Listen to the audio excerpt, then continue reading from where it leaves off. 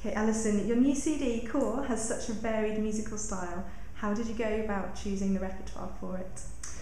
Well, I began by trying to find core Anglais music that was original. I was a little bit disheartened to find that the majority of it was quite slow and actually quite boring, not only to play but to listen to.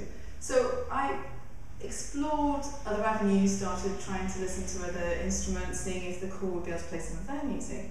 And that's really how the CD evolved. There's quite a varied collection going from baroque music all the way up to beat-bop tango, and even originally beat-bop tango was for percussion, piano and double bass, so it was quite an sort of exciting adventure to see if that would work for core Anglais and piano. How do you prepare for a recording, and how is that different to a live concert?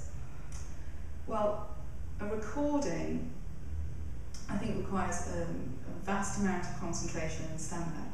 And with a live concert, once that note has been played, it becomes a memory.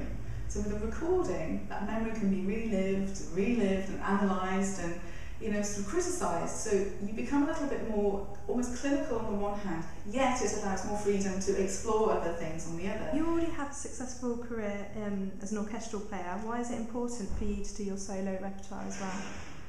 I think playing solo music or chamber music, you're able to express yourself more freely and you can choose the repertoire that you want to play. So it becomes your hobby once again. It becomes something that you love to do as opposed to something that you do love doing but within the restraints of being told. What qualities would you say it takes to become a successful musician?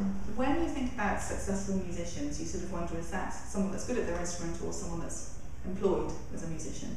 So an employable musician these days obviously is very good at their instrument. I think there's so many fantastic musicians. But again, as an orchestral player, you have to kind of get on with the rest of the section. You have to sit next to somebody for an awfully long time.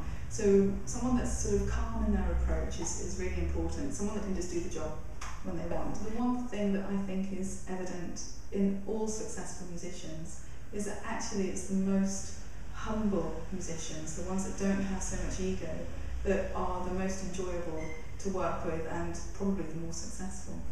What does classical music mean to you, and why is it worth promoting? Once people understand what it is and feel music, you can't go past it. It's brilliant.